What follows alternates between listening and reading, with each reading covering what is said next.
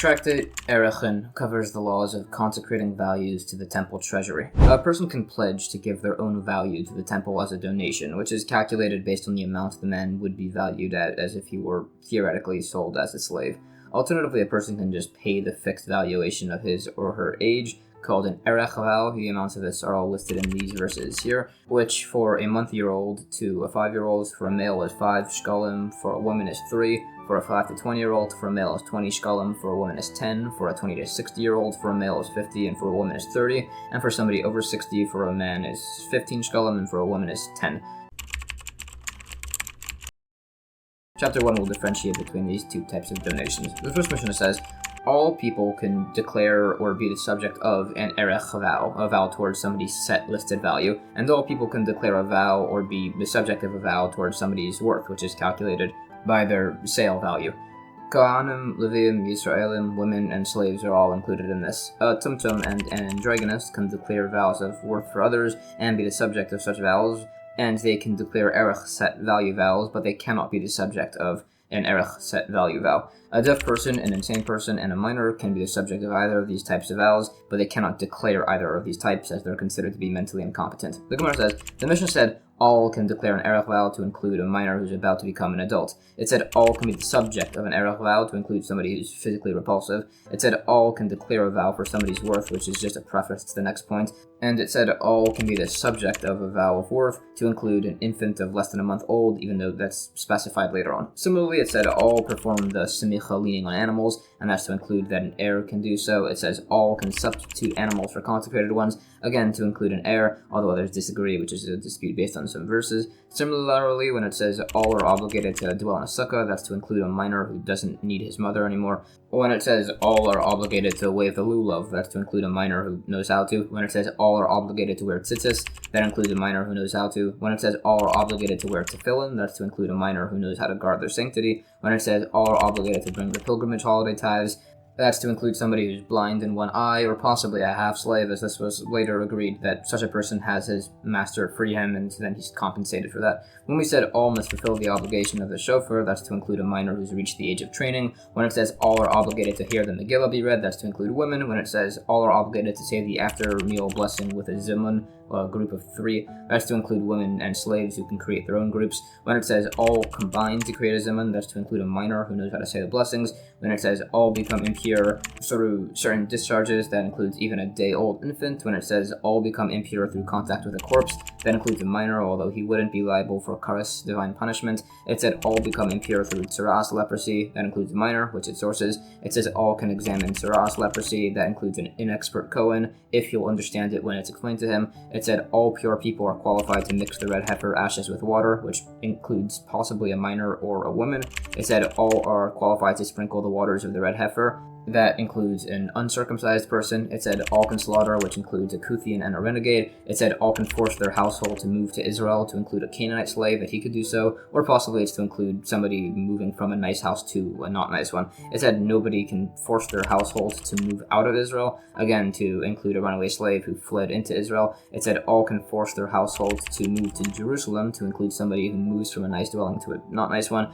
None can force them to leave Jerusalem, to include somebody wanting to go from a not nice dwelling to a nice one. Anyways, it said all are obligated to dwell in a sukkah, and then it specifies Kohanim, Leviim, and Yisraelim. Kohanim are specified, as you might have thought that they don't have this obligation as they serve in the temple during this holiday, so it says when they're not serving in the actual temple, they're obligated to dwell in the sukkah. Then it says all are obligated for tzitzis, which includes Kohanim, Leviim, and Yisraelim, and that's to specifically mention Kohanim, as they're allowed to wear forbidden cloth mixtures of wool and linen during their temple service, but this prohibition would apply even afterwards, so it then needs to specifically obligate them to wear tzitzis. We said all are obligated to wear tefillin, including Kohanim, Leviim, and Yisraelim. That's to include Kohanim, that they need to at least wear the head tefillin as they do their service, as the arm tefillin would be an interposition. It said all are obligated to blow the shofar, including Kohanim, Leviim, and Yisraelim. That's to include Kohanim in spite of the fact that they're exempt from the entire Jubilee year, which is compared to Rosh Hashanah. when the shofar is blown. Then we said all are obligated to read the Megillah, including Kohanim, Leviim, and Yisraelim. That teaches that all three should even leave the temple service to hear the Megillah.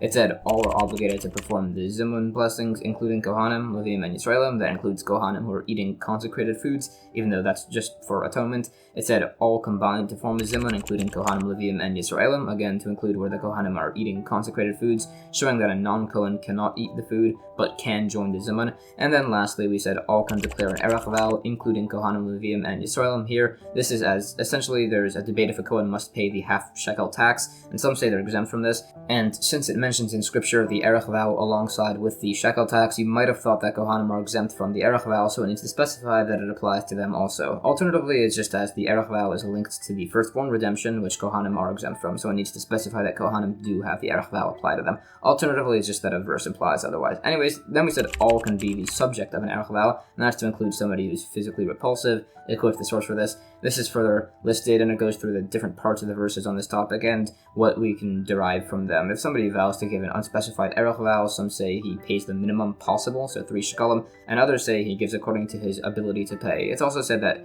an Erech vow is paid according to his whole body and not by the individual limb, and it's also said that it must be with a living person only and not with a dead or even dying person. An Erech vow can be made towards oneself or towards many people. Women can do this.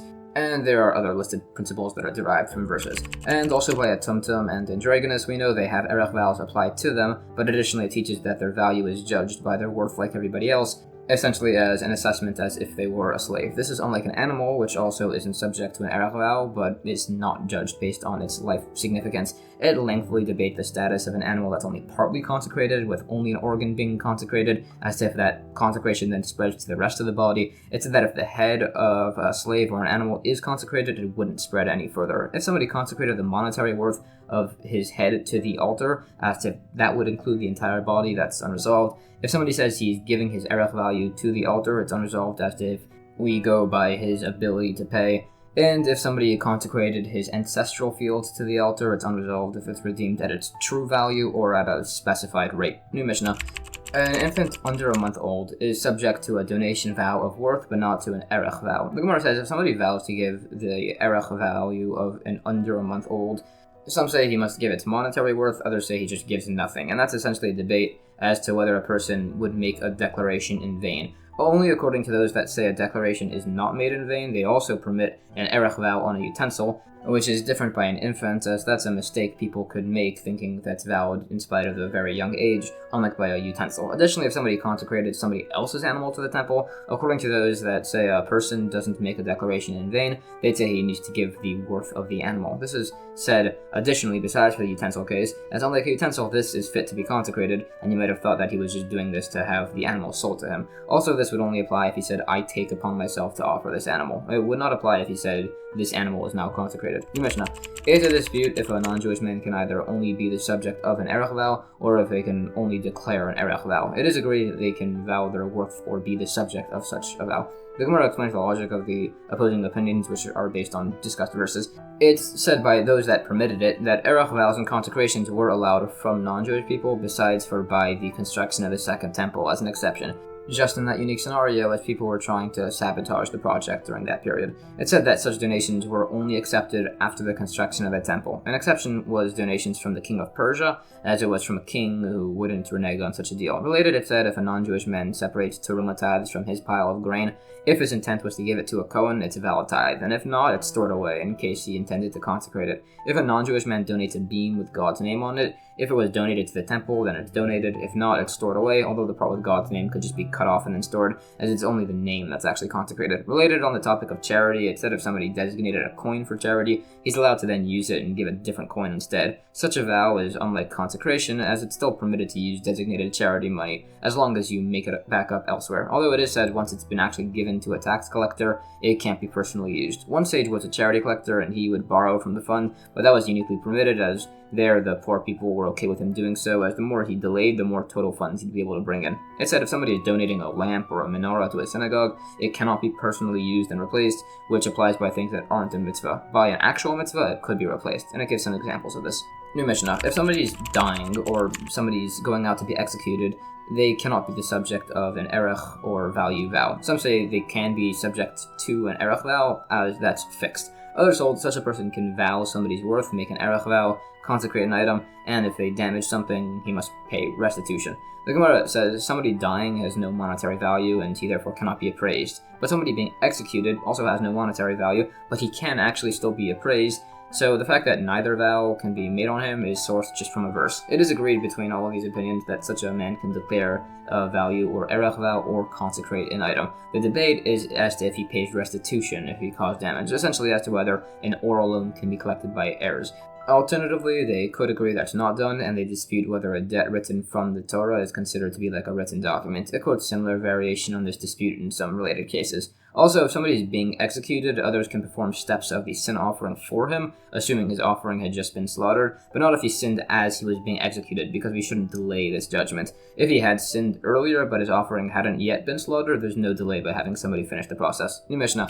If a woman is being condemned to death, they don't wait for her to give birth, as the fetus is considered as part of her body. If she's in the middle of giving birth, they wait for her to finish. Related, if a woman is executed, unlike by typical corpse parts, it's permitted to benefit from her hair. If an animal is put to death, however, it's prohibited to be benefited from. The Gemara says, it states this based on a verse in spite of the fact that you might think the fetus is owned by the husband. If the woman is giving birth, the fetus has moved from its position at this point, so it's no longer considered part of her body. If a pregnant woman is being executed, some say the child is aborted, so that way it won't exit in a disgraceful manner after death. By a regular child, if the mother dies naturally, the fetus will pass first, but not so by capital punishment. If a woman dies during labor on a Shabbos, it said it's permitted to violate the Shabbos and perform a C-section. Carrying the knife in a public domain would uniquely be permissible here. That's specifically stated as unlike by typical cases of saving somebody's life on Shabbos, a fetus doesn't have a presumption of being alive, so it says that nevertheless it would still be allowed. When we said the hair of a corpse is permitted, as a corpse can't be benefited from anyways, some define this as her having announced to give her hair peace,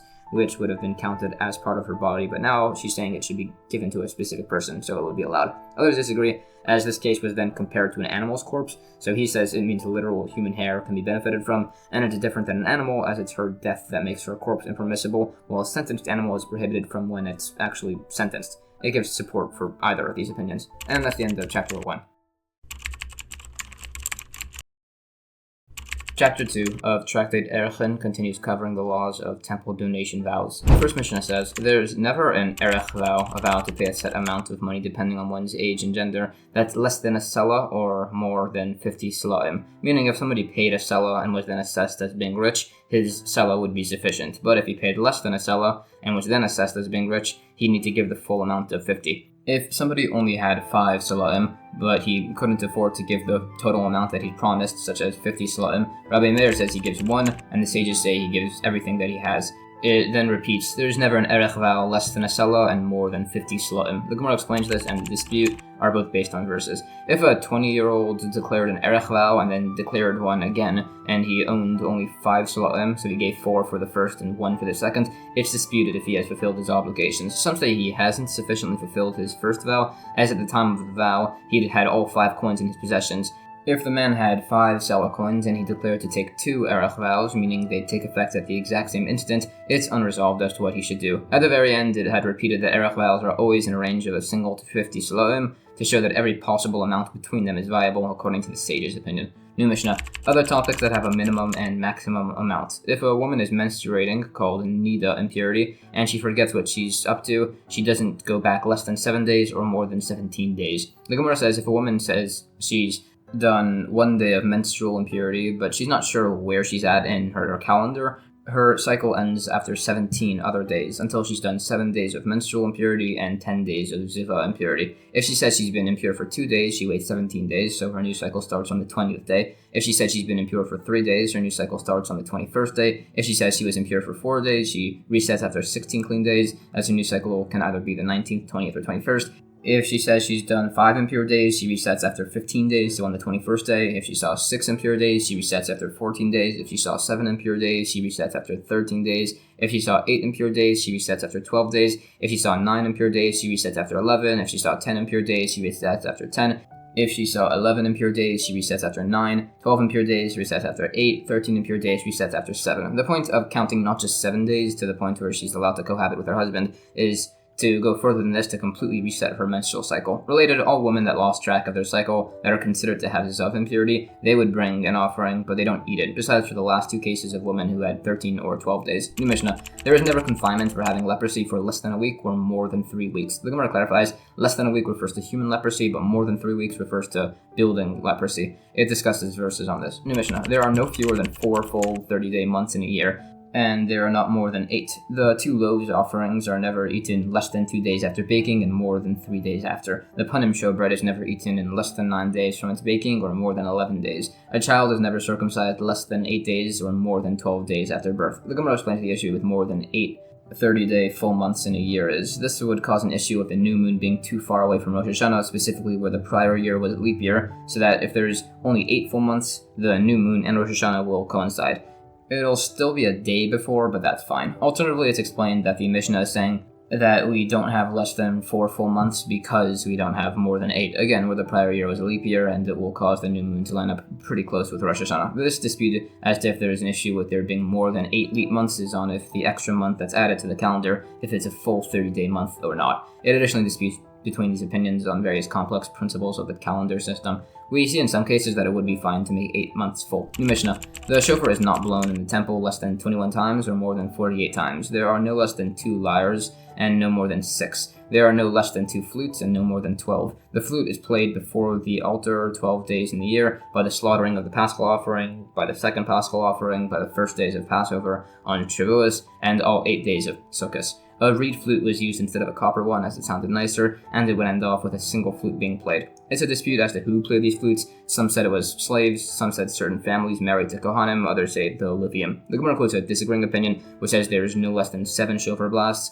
and no more than 16 done in the temple. This is as he holds the tekiah, teruah, tekiah, the long blast, the short blasts, and the long blast. Those all constitute as one single blast, while the Mishnah's opinion counted them all separately as 3. This dispute is based on verses.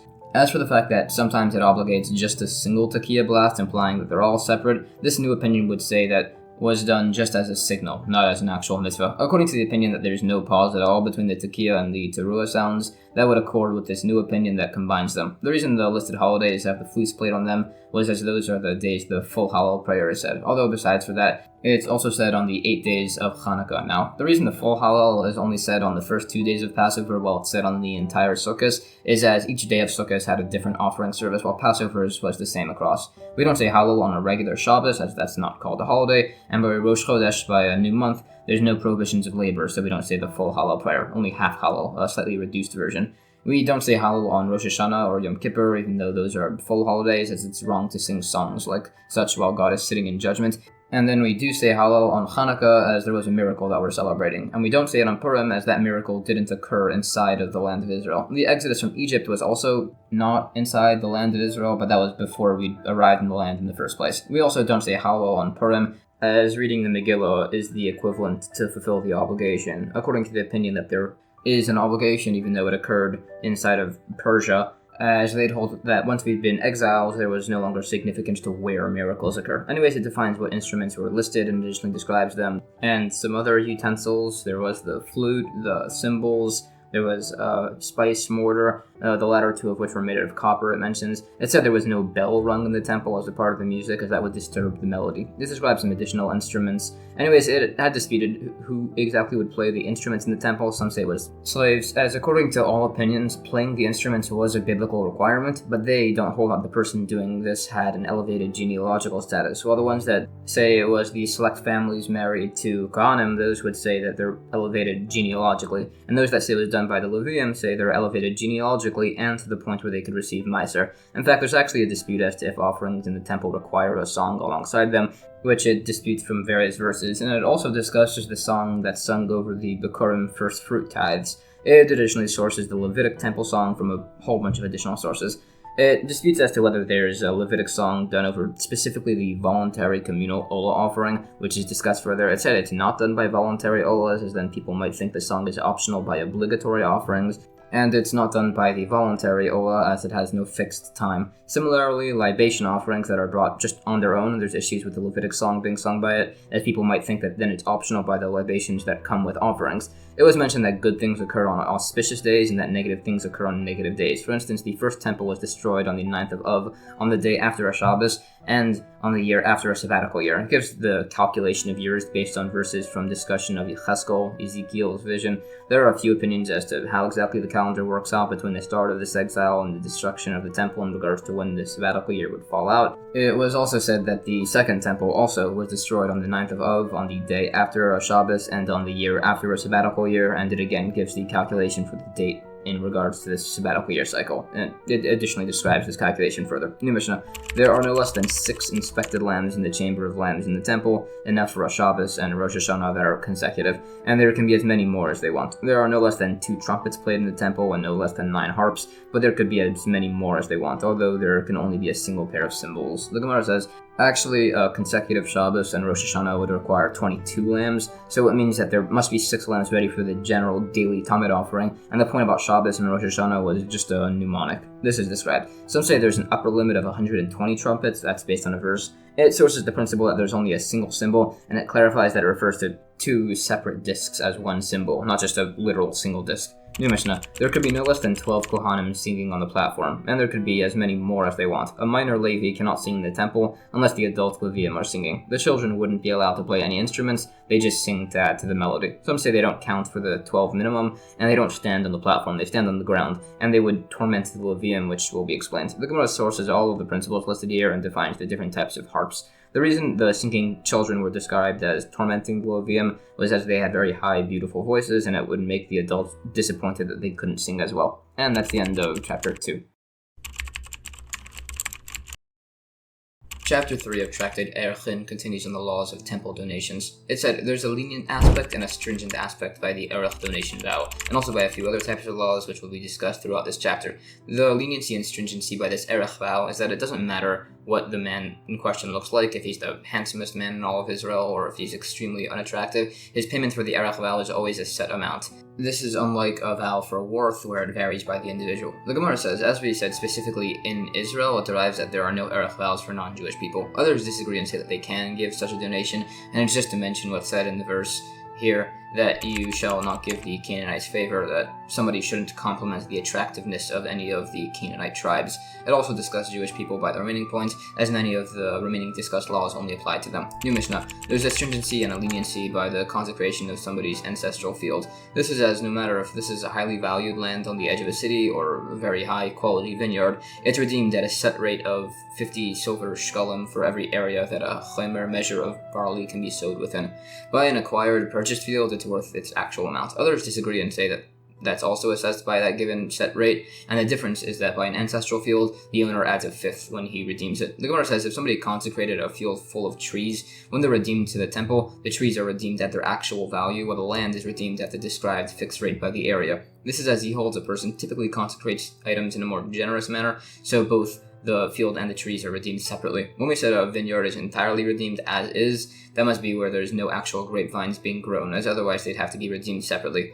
We quote a different source which says if 3 spaced trees are redeemed with their land, they're redeemed at the fixed 50 shekel rate altogether, and they aren't being done separately, so that source must be just a disagreeing opinion that says people consecrate in a non-generous manner. However, we do see elsewhere, according to this opinion, that whether or not a field is redeemed with its actual trees, it all goes according to the time that the redemption occurred, although it actually ends up rejecting the proof that he holds like this principle. It's said by a stony ancestral plot, as it's not fit to be sown, it's redeemed at its actual market value.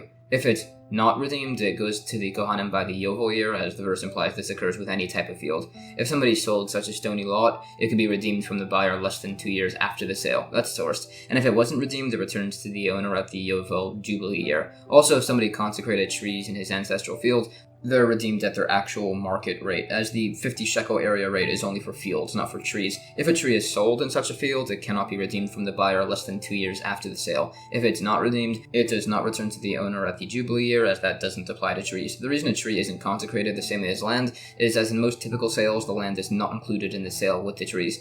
We said by an acquired purchased field, its actual worth is given. This is sourced, and it does the same for the disagreeing opinion that our Mishnah quoted. New Mishnah. By a muad ox, meaning was established as dangerous, that killed a slave, there's a leniency and a stringency. No matter the value of the slave, it's always a set payment of 30 sulaim. If an ox killed a free man, the owner pays the man's worth to the heirs. If the ox injured a slave or a free man, the owner pays the full damages. The Gemara says this doesn't necessarily imply, unlike the opinion, that a calm animal that injures a person pays full damages also, as you could just say it wasn't mentioned, as it was only discussing cases relevant to a dangerous ox. New Mishnah. By a violator or a seducer, there's a leniency and a stringency. No matter whether the woman in question is from a very prominent or humble family, the set fine is for 50 sulaim. The payments for embarrassment and reduction in value depend on the status of the embarrasser and the embarrassed individual. The Gemara sources the fact that there's a 50 sulaim fine, and then additional separate fines for embarrassment and reduction in value. It suggests some logical sources, but in the end it's just based on some verses. New Mishnah. There's a leniency and a stringency by the fine of a defamer, somebody who falsely accuses their wife. No matter the prominence of her family, the fine is 100 sulaim. This shows that somebody who speaks an evil thing is treated more severely than somebody who does an evil thing. Similarly, we see the generation from the wilderness that wasn't allowed to enter Israel only had that decreed after they spoke ill by the report of the 12 spies. The Gemara sources these principles on the severity of speaking falsely and poorly of others, and how this led to the issues for the generation of the desert. It said that this generation tested God's patience 10 times, twice by the Red Sea as they were entering and exiting, as both times they had little faith and complained out of fear, and God wound up having to pour the dead Egyptians out onto dry land. They complained twice by water, at Marah they complained, and at Rephidim they complained. They complained twice by the manna, as some would collect it on a Shabbos and some would leave it overnight, twice by the quail, where they complained for meat 2 separate times, and by the golden calf, and also by the spies' negative report on the land of Israel. It also says, on this topic of speaking lashon hara, gossip, speaking at all of others is regarded as if somebody denied a fundamental tenet of God's existence, and it said it'll be punished with leprosy. It's also said in the future all animals will assemble, and they will say that they hunt prey to feed, but why do snakes bite people? And the snake will say that it does so to punish those who speak lashon hara. It speaks more on the great negativity for doing so. It said if somebody does this, he deserves to be stoned, and it said that God doesn't want to share a world with such a man, and it said that the angel of hell focuses on him. To prevent lashon hara, it said that the best thing to do is to learn lots of Torah, and if somebody can't, they should instead strive for humility. It said that lashon hara is equivalent to idol worship, murder, and illicit relations.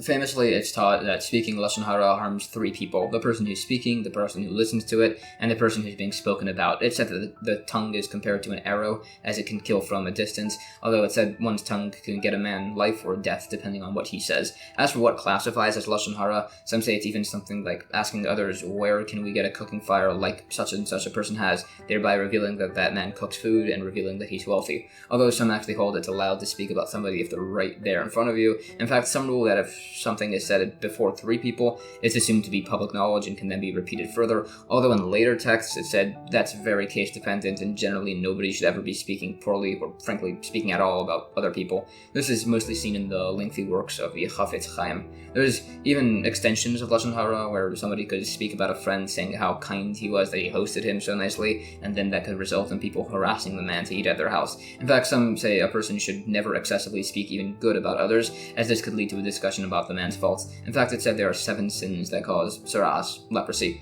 lashon hara, murder, vain oaths, illicit relations, haughtiness, theft, and stinginess. And all of these are individually sourced. Although it said that the priestly garments atone for many things, and the bells on the Kohen Gadol's hem are said to atone for lashon hara only if his harmful words were not effective. Also, it said that the tunic atones for an unidentified murder, but that's only where the killer is known, but wasn't warned. If the killer is not known, the Egla Arufa ceremony was done, as was described at the end of Tractate Sota.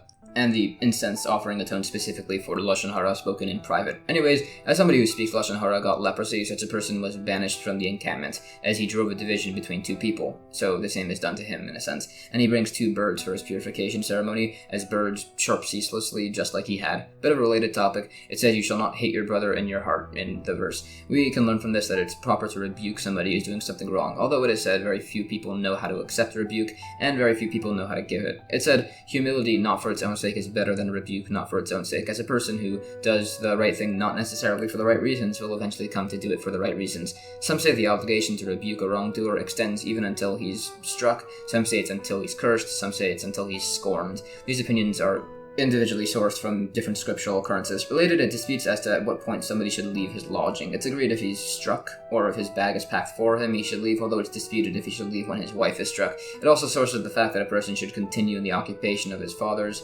It's a dispute as to what's the minimum amount somebody could suffer that could be considered divine retribution. Some say something as small as his clothes not fitting him, others say even if his drink was messed up, others say if his shirt was put on backwards. There are other examples. It said that even the greatest of people are subject to heavenly judgment.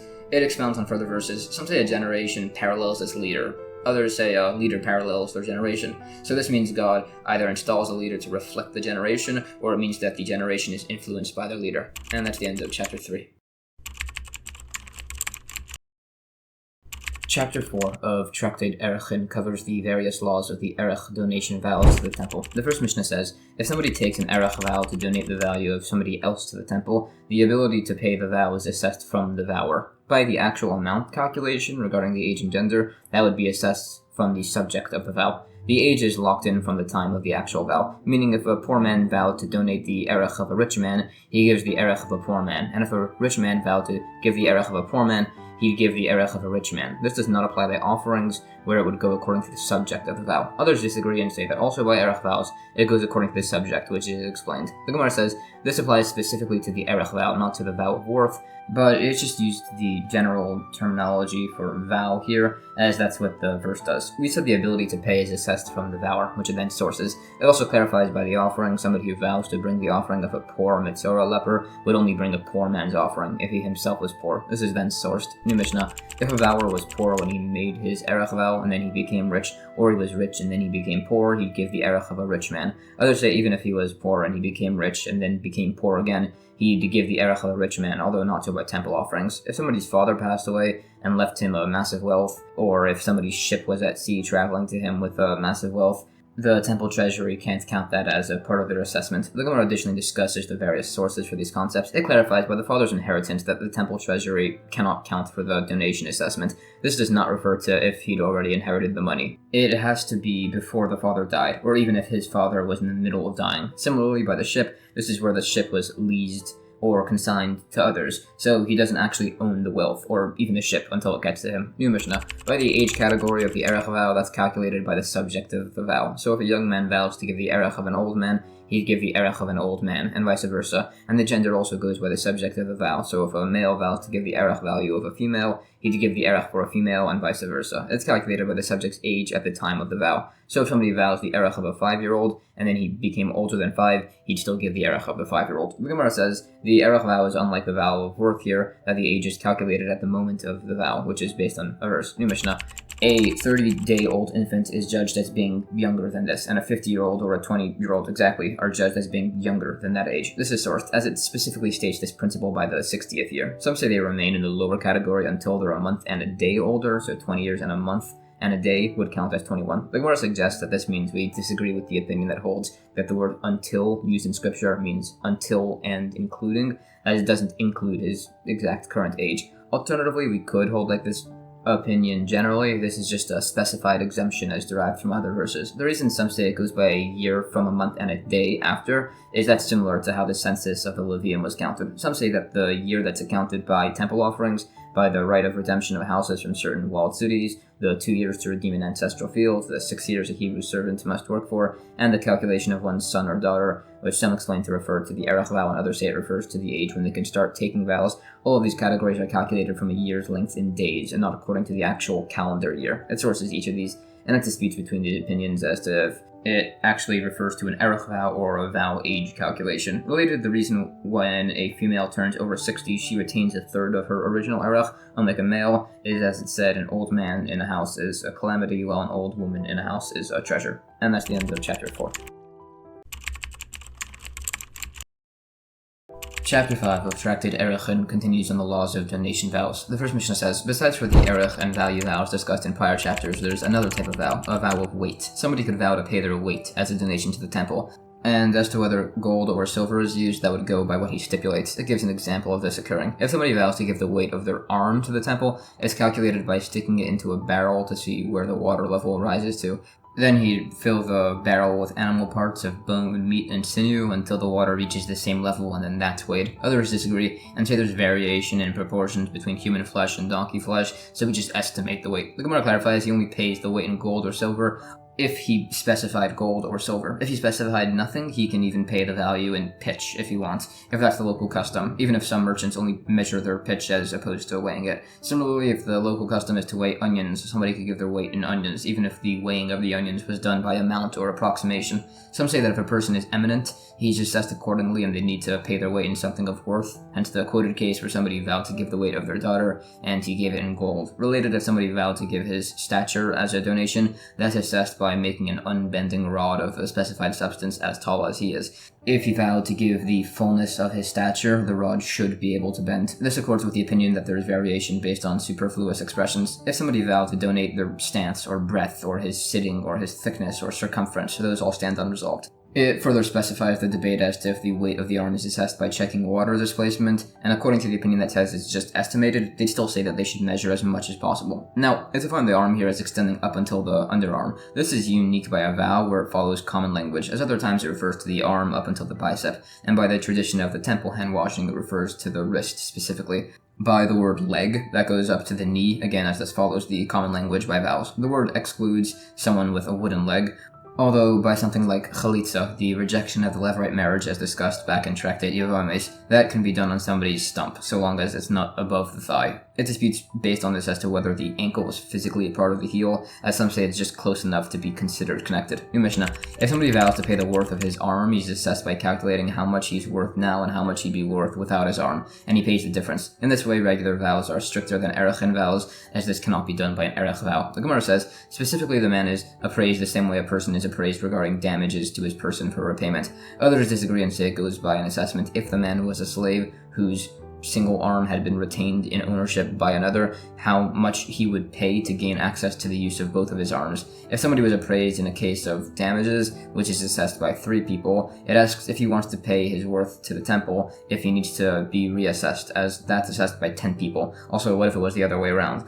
Or what if he wanted to have his worth donated, but he hadn't yet been appraised, and then he asks to donate his worth to the temple? Would he be appraised once or twice? And if it's 2 separate times, what if he vows to pay his value twice at the same time? And if that's counted twice, and he's then actually appraised, but for no actual reason, does that appraisal count, or does that require intent? It tries to prove this last one from the fact that we don't do an assessment on a person that died, but that's not a valid proof, as that's not even a valid appraisal. Unlike a proper appraisal that was just done without intent. New Mishnah. There is a stringency of Erech vows over regular vows. If somebody makes an Erech vow but he dies before he can give it, his heirs must pay it instead. Although if he vowed his worth and died, the heirs give nothing, as the dead have no value. Also, if somebody vows to pay the Erech of his arm or leg, that's totally invalid. If somebody vows to pay the Erech of his head or liver, as those are vital organs, he'd give the Erech of his entire body. If somebody vows to pay half his Erech, he pays half his Erech value. If he says he undertakes to pay the Erech of his half, he gives his full Erech value. If somebody vows to pay half their worth, he gives half his worth. If he vows to undertake to pay the worth of his half, he gives his full worth. Again, if he vows the worth of his vital organ, he gives the worth of his whole person. If somebody vows to pay somebody else's Erech, but the vower dies, or even if the subject dies, the heirs must pay it instead. If the man vowed to pay somebody else's worth, the heirs pay it instead. But if the subject of the vow died, the heirs give nothing, as the dead have no monetary value. The Gemara says, other stringencies of vows of worth over Erech vows are worth vows apply to animals or birds, and they're not adjudicated according to the voter's means, unlike by Erech vows. However, Erech vows are stricter than vows of worth, as those are paid for a dead man, as mentioned. As we said, an Erech vow is paid by one's heirs if the man died. It disputes if we can prove from this that by an oral loan, if the borrower dies, the lender can still collect it from the man's heirs. This is rejected as it's said to be uniquely written in Torah, and it's where the vower already was ordered by the court to pay this, but he just hadn't yet been appraised. It also mentions if somebody vows the value of a limb, he said nothing, but others disagree as they say a person doesn't speak meaninglessly, so they'd say the value would actually be given. It sources the fact that an Erech vow for a vital organ is calculated from the entire body. Also, a vow from the knee up constitutes a vital organ. If somebody vows to pay half his Erech, we say he does so, although others say he'd actually pay the full Erech, as it was decreed that this is the same as saying he's paying an Erech of his half, as half his entire body is a vital organ. It sources these principles, and it discusses some further cases, further disputing as to if a person says things in vain. The case where somebody vows to pay somebody else's Erech and then dies is just necessary to state the following case where this is done by a vow of worth. We said if the vower dies, the heirs still pay the other man's worth, as the vower's properties are considered to be mortgaged immediately, and the amount is just calculated from the later appraisal. New Mishnah. If somebody says his ox should be an Ola offering, or his house should be an offering, and the animal died or the house collapsed, he's exempt from any payments. If he vowed to undertake to offer the ox as an Ola, or his house as an offering, he would be obligated to replace them if he dies. The Gemara says, this is where he undertook to pay the worth of the ox. If he undertook to pay the ox specifically, he would not need to replace it if it died. It disputes this principle from some additional cases, and there's some quoted variation. New Mishnah. We can take collateral from somebody obligated in an Erech vow, but not from somebody obligated in a Chatas or Asham offering. We do take collateral from those obligated in Ola or Shlamim offerings. Somebody is only atoned through his offering if he consents to bring it. So if somebody's refusing to, he's compelled to do so until he says he's willing. The same principle applies by a divorce document, where it must be given willingly, so a person could be compelled until he does so willingly. The Gemara says an opinion. There are times that we take collateral from somebody obligated in a Chatas offering, which would be by the Nazir's obligatory Chatas, as after his blood is thrown, he's allowed to drink wine and become impure if he wants. So we need to ensure that he would complete this process. And there are times where we don't take collateral from an Ola offering, by the Bechoros Ola, as he cannot eat consecrated foods or enter the temple until he does so. It sources the principle that an offering must be brought consensually. It also says that an Ola offering requires awareness, teaching us that if somebody designated an offering for somebody else from his flock, there's a necessity for the recipient to have awareness, as sometimes the man would not want to receive atonement through something that's not his. Others seemingly disagree, but it's possible they're saying the recipient's knowledge isn't needed at the time of atonement, as to if he was made aware at the earlier time of designation. We said the same principle applies by a divorce document. It said, if a person informs witnesses that the divorce document he's writing, that he doesn't consent to it, that's valid and his divorce doesn't count. This teaches that even if he's later coerced to agree to divorce his wife, then it doesn't nullify his prior notice. This is sourced from the particular wording of our Mishnah. And that's the end of chapter 5. Chapter 6 of Tractate Arachin covers the laws of temple treasury auctions. The first Mishnah says, the appraisal and auctioning of the property of orphans is done for 30 days, while the appraisal and auctioning of consecrated property belonging to the temple is done for 60 days, and this sale is announced throughout this period in the morning and the evenings. The Gemara says it's announced in the morning and evenings, as that's when workers enter and leave their positions, and if somebody wants to buy this property, they'll tell their workers to inspect it then and then again later, so the potential purchasers will confirm with their workers. It quotes places where this concept is similarly taught. It gives an example of somebody auctioning a sale and offering it to be bought for a marriage contract or for a lender to have his debt repaid, which are both specified, as lenders are more lenient in what they accept, and marriage contracts are often collected in increments. There's an opinion which disagrees with our Mishnah, which says the appraisal and sale of orphans' property occurs for 60 days, although some say this variation is only if the announcement was made on a Monday or a Thursday. As for when exactly the court is auctioning off orphans' property, some say this is only done if interest payments are consuming it, others say it's only done to pay for the widow's marriage contract, as her support payments consume it. The dispute by the latter, if this is done to repay a marriage contract, is as it said, a widow's personal earnings go to her heirs, but others say sometimes they don't earn enough to balance what they're consuming from the estate. It disputes between these opinions from a couple of quoted cases, trying to prove whether they imply like either opinion. It's explained that if the liable party, the dying husband, admits that he hasn't repaid his marriage contract debt, it would be repaid from the auctioned estate. Some say that the reason the auctioning of the orphan's estate for a marriage contract is simply to increase the likelihood of marriage contracts being filled out in general, so as to encourage more people to marry, meaning this would not apply by a divorcee. One sage said, initially before being disproven, he wouldn't collect any property from orphans at all, which is either as orphan minors cannot do mitzvahs, so they don't have the repayment of lenders enforced, as that's a mitzvah. Others say as it was perhaps possible the dying father quickly paid off his creditor before he died. The practical difference between these would be if the father admitted that he hadn't repaid his debt, or if he was under a ban before he died. It is ruled, however, if there is a ban on a person when he died, we collect from his orphan's property to repay his creditors, meaning if there wasn't such a ban, we don't do this. It brings sources for this. Third explanation as to why we don't collect property from orphans. It's possible the father repaid his debt and has a receipt hidden somewhere that his kids just don't know about. This would not apply by marriage contract, as a woman can collect hers even not in her husband's presence, which was instituted to make marriage contract collection easier and increase marriages. A lender, however, can collect in a borrower's absence, which was simply instituted to prevent people from being able to take loans and then flee to distant countries. The law is ruled. The court does not involve itself with the property of orphans unless the father specifically said to repay a debt before he died, in which case the court always only involves itself as an administrator, unless witnesses testify that the deceased father's property was stolen, as we don't assume the witnesses are lying. New Mishnah. If somebody consecrated all of his properties and he needed to repay his marriage contract, it's a dispute when he divorces her as to whether he needs to take a vow prohibiting her benefit. Similarly, if somebody's a guarantor for a woman's marriage contract and her husband divorced her and can't pay it, the husband must take a vow that he won't give her a benefit out of concern that this was all a plan with his wife to divorce her, collect repayment from the guarantor, and then just remarry his wife. The Gemara says, the dispute by consecrated property applies as they disagree on if a person would try to conspire and steal consecrated property. This dispute only applies by a healthy person, as we see elsewhere a very sick man is believed to reclaim his property from consecrated property, as he won't personally benefit from it. Others disagree and say it's the inverse, that a healthy person is agreed that they'd conspire to steal consecrated property, and the dispute in our Mishnah is on if a publicly made vow can be annulled. Alternatively, they agree that it can, and they disagree if a vow made on public consensus can be annulled. Although in the end it's explained that they disagree as to whether a person can petition a sage to annul a consecration, which it sources. As for the ploy to divorce one's wife, to collect a guarantee for the marriage contract, and then remarry her, it gives an incident where a sage was recommended to do this by privately divorcing his wife, and it was permitted there as he was the guarantor's actual son, and he was a young rabbinical scholar who really needed money, although it didn't end up working out anyways. As it turns out, he was a Cohen, and he wouldn't be allowed to remarry his divorced wife.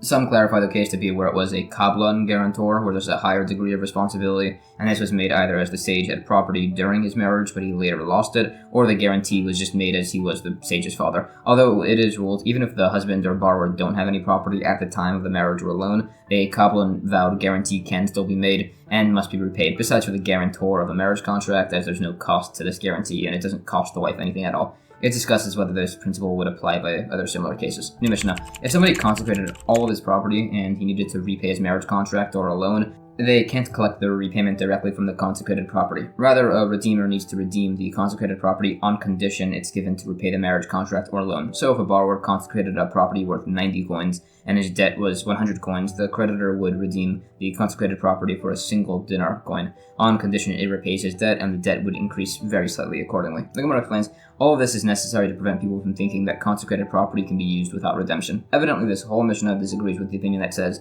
if the man's debt was equal to the value of what he consecrated, he can redeem it as is, with equal being defined here as up to half. New Mishnah. We do collect collateral from people who make Erech vows, however, we always take care to let the man at least keep food for 30 days, clothing for 12 months, a bed with bedding, shoes, and tefillin, although only for himself, not for his family. If he was a craftsman, he's allowed to keep 2 tools of each type needed for his craft. A carpenter would get to keep 2 planes and 2 saws, and some say a farmer gets to keep 2 oxen, and some say a donkey driver keeps his donkey. If he had a bunch of spare tools of one type and a few of another type, he's given 2 of the kind that he has a lot of and whatever he has from with few. If somebody consecrates his possessions, he needs to redeem his tefillin. The Gemara sources this principle that a vower who's having property collected is allowed to keep his own basic necessities, and that applies specifically to himself and not his family. The reason some didn't allow a donkey driver to keep their donkey was as they held it was an asset, not a tool. By the last point on somebody having single tools of small amounts, it specifies that he's not permitted to sell the more numerous tool to buy spares of the lesser ones, even though before he was able to lend out and exchange his tools for others. Also, it says, when somebody consecrates his possessions, this includes his tefillin. There's a mitzvah over there, but even by a regular sale, if somebody sold their possessions, it would include his tefillin. New Mishnah. If somebody consecrates all of his property to the temple, or if he makes an Erech vow, the treasurers have no rights to his wife or children's clothing, or any clothes arranged to have dyed for his wife or children, or any new shoes purchased for them. It said slaves are sold with garments to increase their value, animals are waited until market date to be sold, and jewels are sold in large cities to increase their value. So too, by consecrated property, its value is assessed according to its current time and location. The Gemara quotes a source for this principle. And that's the end of chapter 6. Chapter 7 of Tractate Arachin covers the laws of consecrating land by the Jubilee year. The first Mishnah says, regarding somebody's ancestral inherited property, every 50 years by the Jubilee year, the Yovel year, it reverts back to its original owner. If such a field is consecrated, he's given a chance to redeem it before the Jubilee year, wherein he'd retain ownership of the field. If he doesn't do this, then when the Jubilee year comes, the land ownership switches to the Kohanim instead, and he loses all ownership permanently. A field is not consecrated if there's less than 2 years until the Jubilee year, and a field cannot be redeemed less than a year after a Jubilee year. Incomplete years, so just months, are not taken into account when somebody calculates the redemption cost of their consecrated field. The temple treasury, however, can do this to their benefit. The Gemara clarifies, it means that a consecrated field is redeemed with a price reduction only if there are over 2 years until the Jubilee year, meaning it's not actually forbidden to make such a redemption, it's just strongly advised not to. If somebody consecrates his field during the actual Jubilee year, some say it's consecrated and the owner pays 50 selas to redeem it, and others say it's just not consecrated at all. This is as this latter opinion holds that during the Jubilee year, the Kohanim immediately receive the consecrated property with no necessary redemption. The opinion which says that consecration is done holds that the temple retains ownership of the property, and from there it's granted to the Kohanim. It disputes between these from verses along with some further points. When the Mishnah said we don't redeem an ancestral field less than a year after the Jubilee year, this opinion which says a field cannot be consecrated during the Jubilee year says that this just means that if a consecrated field is redeemed in the middle of any regular year, if the year hasn't ended, the redemption price is not reduced.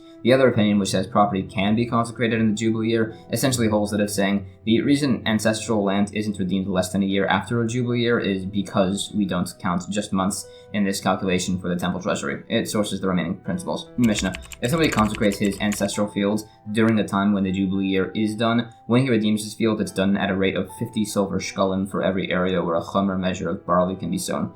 If there are pits or rocks going down or up above 10 handbreadths, they're not counted in the measurement. If they're less than this, they are counted. If somebody consecrated his field 2 or 3 years before the Jubilee year and then wants to redeem it, he gives a sela and a pundion coin for every remaining year. If he says he wants to just give the current year's amount for that year, so 1 year at a time, that's not allowed. It all needs to be given at once. This applies if the original owner is redeeming it, or if somebody else is redeeming it. The only difference is that the original owner must give an additional fifth when he does so. The Gemara says this particular given measurement ratio, also referred to as a base car, applies to where seed can be grown too, not just by grain, if scattered by hand in an average density. The reason the pits aren't included in this calculation is as they're filled with water, so they can't even be used for planting, and pits and rocks smaller than 10 handbreadths are too small to be significant, so are just considered to be part of the land. It also clarifies a sela and a pundion are given to redeem a field for each remaining year until the Jubilee year, and also a deduction is taken for each year that the field was owned by the temple for. It states a similar quote saying that this amount must be paid all at once, sourcing this. New Mishnah.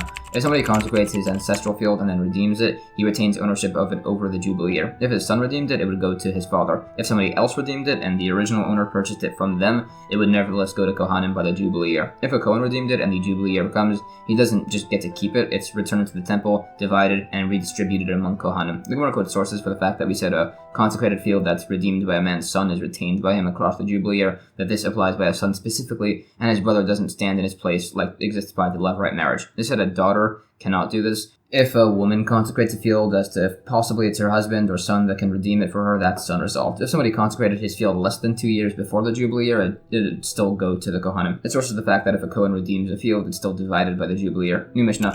If the Jubilee year arrived and the field hasn't been redeemed, the Kohanim enter it and take possession, and it's a dispute if they need to give its value to the temple treasury. Some even say they don't need to enter it, it's just left until somebody redeems it, and in the meanwhile it's called an abandoned field. The Kohanim cannot take possession of a field until the Jubilee year, after somebody redeems it. The Gemara says, the dispute as to if the Kohanim need to pay the value of the field to acquire it is based on verses. It also sources the third opinion that says the Kohanim do not have the field transferred to them on the Jubilee year. It disputes these between the interpretation of various cases. It said that a consecrated ancestral field goes to the Kohanim by the Jubilee year only if somebody other than the original owner had redeemed it. Otherwise, the temple treasury would retain it. According to the opinion that the field doesn't go to the Kohanim by the Jubilee year, it asks, after this, in the year after the Jubilee year, is the original owner considered to be like everybody else? Or does he still maintain a degree of ownership in that he can recover the field by redeeming it? A source seems to imply that he's treated like everybody else, but some explain this case to be where the consecrated field was taken by a Kohanim, who then consecrated it themselves, so the original owner has no ownership of it anymore, which it sources. It tries to prove either way that the original owner would retain a degree of ownership by a typical case of the Jubilee year passing, but that's largely unsuccessful. The Mishnah. If somebody purchased a field from his father and his father died, so the son consecrated the field, it's treated like an ancestral field. If he consecrated the field before the father died, it's treated like an acquired, purchased field, according to some. Others say even here it's like an ancestral field, and they base that off of a verse. An acquired purchased field does not go to the Kohanim by the Jubilee year because you can't consecrate something that's not yours. Kohanim and Leviim can always consecrate and redeem their ancestral fields, both before and after the Jubilee year. The Gemara further sources the debate as to if a son consecrates a field owned by his own father while his father is alive if it's treated like an ancestral or acquired property. It goes off of interpretation of verses. We said Kohanim and Levim can always redeem their fields, as they can uniquely do it after the Jubilee year. It says they can always consecrate their field, even though that applies to everybody, but it just said this for grammatical formatting reasons. And that's the end of chapter 7. Chapter 8 of Tractate Erech covers the laws of consecrating land outside of the Jubilee year. The first Mishnah says, in the era where the Jubilee year does not exist, so basically since the destruction of the Second Temple during the time of exile, if somebody consecrates his field, the temple treasurer would auction the field with the owner having the first bid, as only he needs to pay an extra fifth to redeem it. It quotes an incident where this occurred, and somebody repurchased his own field for an Isser coin, or according to some, for an egg, as redemption can be with property according to them. So he basically just kept his field and lost an Isser coin. The Gemara says, the man doesn't just have the option of submitting the first bid, he's actually coerced to do so. The reason we gave was because his charge will be for an additional fifth, but there's also the reasons that it's his field and he wants it, and also as it's a mitzvah for him to redeem it. The dispute as to if redemption can be done with an egg is, as it's agreed something worth money is treated like money. It's just the possible issue with an egg is that its fifth is less than the minimum value of a pruta. And the last points are sourced. New Mishnah. When the temple auctions property, people make bids. And if somebody makes a higher bid and then retracts it, it goes to the lower bid beneath them, and the higher bidder needs to pay the difference.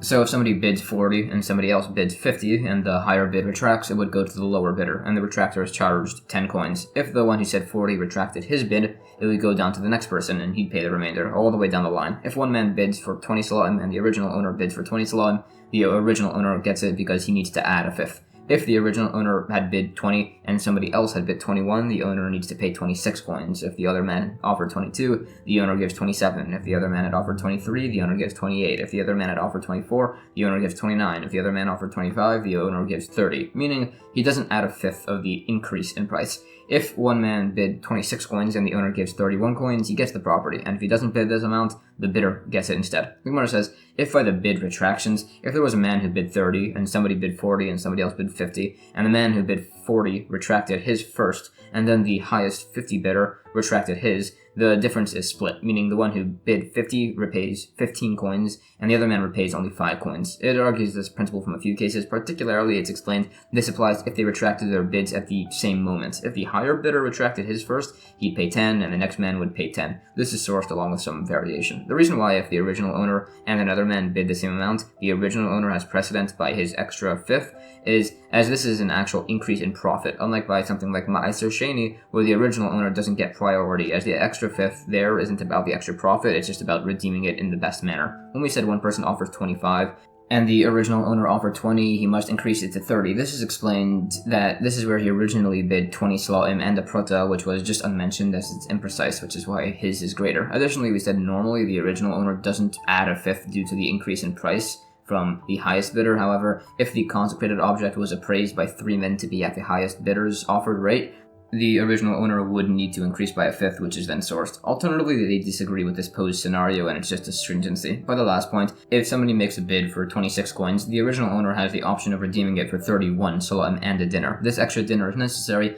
as the case was that originally the owner bid 21 salaim, so he has to pay a fifth and a dinner, and then 5 more to be above the high bid of 26. If he didn't do this, the high bid of 26 would get the property, as mentioned. New Mishnah. Rabbi Eliezer says, somebody can declare cherem, a vow to not benefit, from some of his sheep or some of his cattle or some of his slaves or parts of his ancestral fields, but if they were all declared cherem, that's not valid. It said, if a person isn't allowed to designate everything he owns to the temple, like we just mentioned, for sure he wouldn't be allowed to squander his properties on meaningless things. The Gemara sources the fact that a person can't declare such a vow on all of his property based on the implication of the verse. It also mentions other instances, such as that if somebody doesn't have the legal ability to sell something at all times, he is not allowed to declare such a thing to be cherem. So, for instance, somebody's daughter, he has no authority over her when she's an adult, so she can't be declared cherem. On this topic of not squandering one's property, it mentions the importance of charity. However, while it's said to be good to give a massive amount to charity, usually 10% of one's income, giving over a fifth is excessive and shouldn't be done. New Mishnah. If somebody declared his son or daughter to be cherem, or he did this to his Hebrew slave or to his purchased field, they cannot become cherem, as he doesn't own them. Regarding Kohanic cherem, essentially vowing to give property to Kohanim, Rabbi Yehuda says such a vow cannot be taken by Kohanim. Rabbi Shimon says Kohanim cannot do this, as it would just go back to them, but Levium can do this. Rebbe agrees with Rabbi Yehuda by land, and he agrees with Rabbi Shimon by movable property. The Gemara sources these principles, and it clarifies that Rabbi Shimon actually agrees with Rabbi Yehuda in regards to land, as they both hold Levium cannot make land cherem. If somebody declared movable objects to be cherem, he's allowed to give them to whichever Kohanim he wants. That's briefly sourced. Anyways, the field that's given to Kohanim by the Jubilee year is given to the Mishmar watch of Kohanim serving at that particular time. If the Jubilee year starts on a Shabbos, where there's two groups, it goes to the watch group at the beginning of the day. That's sourced also, and it's discussed further. The reason cherem movable objects are not given to the Mishmar, and can be given to any Kohen, is as this follows the opinion that movable objects and land are just not comparable. New Mishnah, Kohanic cherems cannot be redeemed. They're just given, like Truma is. There's a dispute if unspecified cherems are given to temple upkeep or to the Kohanim, which is based on some verses. A person can make his offerings of any type as cherem. If they were vowed offerings, he gives their worth. If it was a donated offering, the amount of its benefit is given. Meaning, if somebody said, this ox shall be an ola offering, it's evaluated by how much a person would give to offer that ox as an ola that he wasn't obligated to bring. By a bechor, a firstborn animal, whether it's blemished or unblemished, it can have cherem apply, and it could be redeemed by evaluating how much a person would give for the bechor to give it instead to a specific Kohen of his choosing. The Gemara quotes another source which says Kohanic cherems aren't redeemed, they're just given to Kohanim. Also, so long as the owner has them, they're consecrated, and once the Kohen receives them, they're unconsecrated. It additionally disputes between the opinions as to what the status of an unspecified cherem is. It argues as to who we hold like in practice, as some just reverse the opinion. So it's generally said that unspecified cherems go to temple upkeep, but then the issue is as to who exactly hold like this, and others still disagree and say it goes to Kohanim. A case is quoted where it says the laws of cherem applies only when the Jubilee year does, and yet these opinions say the man would need to redeem his property or possibly give them to Kohanim, which shouldn't apply as the Jubilee year doesn't apply here, so it's explained that it was referring to movable property, not land, where cherem by those applies even where the Jubilee year does not exist. Land outside of Israel has the same status as movable properties inside of Israel, which is relevant to why the case applied. New Mishnah. Another source regarding the Bechor tithe. One verse says you shall consecrate a Bechor. Another verse says you cannot consecrate a Bechor. So it's explained that it can have a consecration of value. So a gift can be given to a Kohen, but it cannot be consecrated to be offered on the altar. The Gemara says there was a different opinion mentioned in the prior Mishnah who uses alternative sources. They use this to prove simply that a Bechor must be consecrated verbally. The Mishnah's opinion says this isn't necessary as the animal consecrates itself from the womb by just being born as a firstborn. And that's the end of chapter 8. Chapter 9, the final chapter of Tractate Arachin, covers the laws of sale and the redemption of houses and property. The first Mishnah says, a man has the right to buy back his own ancestral field, as it can never be permanently sold, and it always reverts back to its owner by the Jubilee year, which is every 50 years.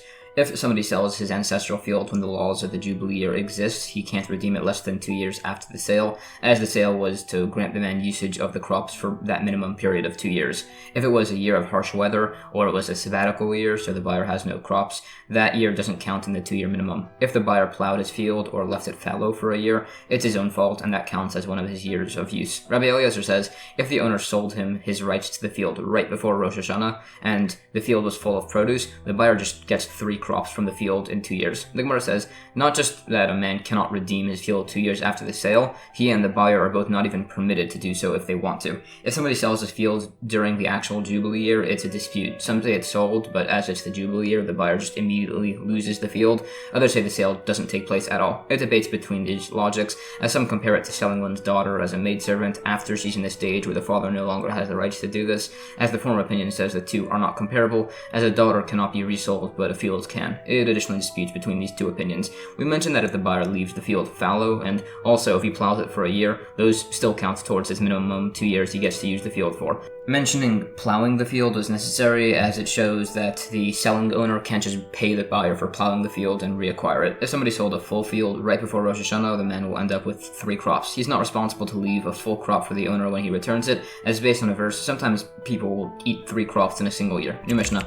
If the original owner of an ancestral field sold it to a buyer for 100 coins, and the buyer sold it to a second buyer for 200 coins, the original owner calculates the redemption fee according to the first sale only. If the ancestral owner sold the field field for 200 coins, and the buyer sold it to a second buyer for 100 coins, the owner calculates the redemption fee according to the second buyer, as it could be calculated according to the man who currently has the field. It's impermissible to sell a distant field and use the proceeds to redeem a nearby one, and the proceeds from a poor quality field cannot redeem a high quality one, and somebody can't borrow money to redeem his field, and somebody can't redeem a field in halves. All of these would be permissible by a consecrated field, which is how there's a stringency of private property over temple property. The Gemara says that the redemption calculation always goes by the lowest price paid by any buyer. Another opinion says the same, but actually calculates it either from the original price or the current value of the land, whichever is lower. There's a practical difference where the field went up in value and then dropped and then went back up again. Our Mishnah would say the redemption would be at 100 coins, while this opinion would say it goes by 200 coins. This is as all these laws are derived from some principles of a Hebrew slave, where there's always leniencies, so to here. It additionally sources these.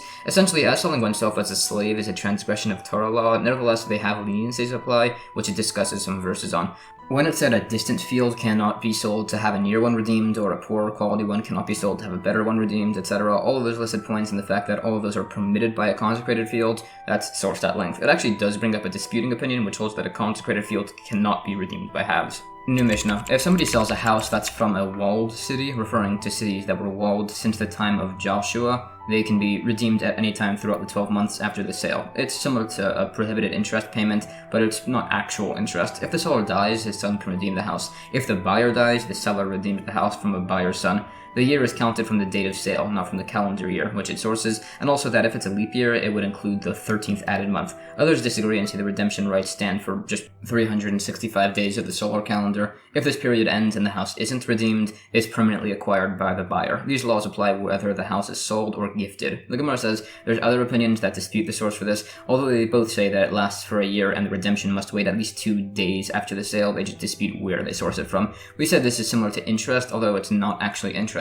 And others disagree and say it is actual interest. It's just permitted uniquely here, as they hold that interest contingent on just one side of a transaction is prohibited normally, while our Mishnah's opinion would allow that. Alternatively, they agree that such a thing would be impermissible, and what they dispute is whether interest given with intent to return it is allowed. Our Mishnah says yes, this opinion says no. It sources the necessity for the remaining listed points and further disputes how the year calculation is made, and it brings some particular cases on these laws. It said if somebody consecrates a house from a walled city, it can be redeemed at once and can be redeemed forever. If somebody else redeems it, if a full year passes without the original owner redeeming it back, it would transfer fully to the buyer. This is sourced, and it proves that if the house is sold and in the middle of the year of redemption a Jubilee year starts, it doesn't leave by the Jubilee year. New Mishnah. Originally, the strategy people used after buying a house in a walled city would be to hide on the last day of the redemption year, so that way the purchaser wouldn't be able to claim his house back. So to prevent this, it was instituted that the original owner could just forcibly enter his own house, place down the money, and redeem his property back, and the buyer could just pick up his money whenever.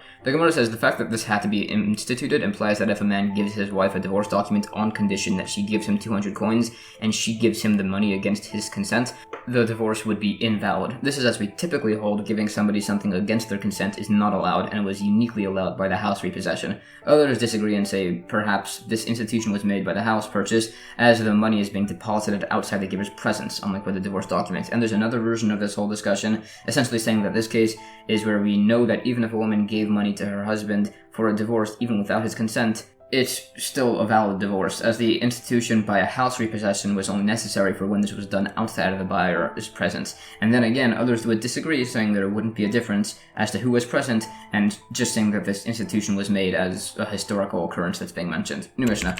Anything that's within the walls of such a city is treated like a house from a walled city, and all of the relevant laws accordingly apply. Rabbi Meir would even include the field within the city. If there's a house built into the city wall, it's a dispute as to what the status is. The Gemara cites sources for each of these individually, and it also mentions that there's a debate as to whether a pebble ground or a sand field is treated with the same status as a house or a field, and whether it would then be permitted. New Mishnah.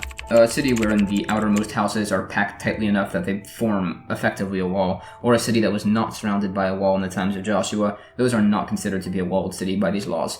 A walled city would only be one with at least a plot with 3 courtyards and 2 houses each, and with a wall that exists from the days of Joshua, as mentioned. Such cities would be ones listed like Old Katra, Gedod, Jerusalem, and many others. The Gemara sources all of these, It lists many specific such walled cities, and some say that those are actually just the furthest ones. We said Jerusalem was a walled city, but it said a house there cannot be permanently sold within, so apparently it's not. So either that's just an exception uniquely, or it just refers to some other city that happens to also be named Jerusalem. The reason the specific cities in our Mishnah were uniquely listed is after the Babylonian exile, they possibly re-sanctified those specifically, although some take issue with the concept that the sanctification ended after the destruction of the first temple, and others just say that they found these select cities and enumerated them, which is why these are being listed. It additionally disputes as to whether the sanctification status left after the destruction of the first temple, and that's relevant as to when the laws of the Jubilee year were annulled. New Mishnah. By houses in open, unwalled towns, they have the special rights of houses of walled cities, and also the rights of ancestral fields, so they can be redeemed immediately and for 12 months, and they're returned by the Jubilee year or through refunding. The Gemara sources these principles at length. It explains, in this case, if an open town's house was consecrated to the temple treasury and another man redeemed it, and the Jubilee year came, it would still go back to its original owner. If the temple still had it, it would not automatically return to its owner, so people don't just say property can be unconsecrated without redemption, which is sourced. Although others disagree with the first point, and they say if a second person redeems a house of an open town from the temple treasury, he gets to keep it, and they dispute verses, although it quotes a source which says, like the first opinion, that he would still need to return it by the Jubilee year. New Mishnah.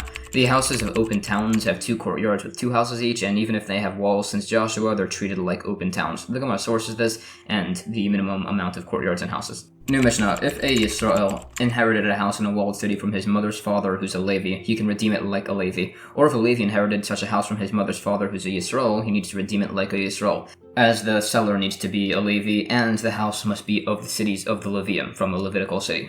Others disagree and say, while this all only applies by the cities of Levium, the seller does not actually need himself to be a Levi. The Gemara clarifies, according to the first opinion, the Yisrael man can only redeem the house like a Yisrael and not like a Levi. It sources his opinion that he can only redeem it like a Levi if it's a Levitical city and he himself is a Levi. The final opinion disagrees with this, and he says this can be done by a Levi or a Yisrael. New Mishnah. In a Levitical city, a field cannot be made into a clearing cannot be made into a field or a city, and a city cannot be made into a clearing. Some say by Yisrael cities, most of these would be allowed, but a city cannot be made into a clearing, as otherwise the cities will just end up being destroyed. Kohanim and Levium can sell and redeem whenever they want, based on a verse.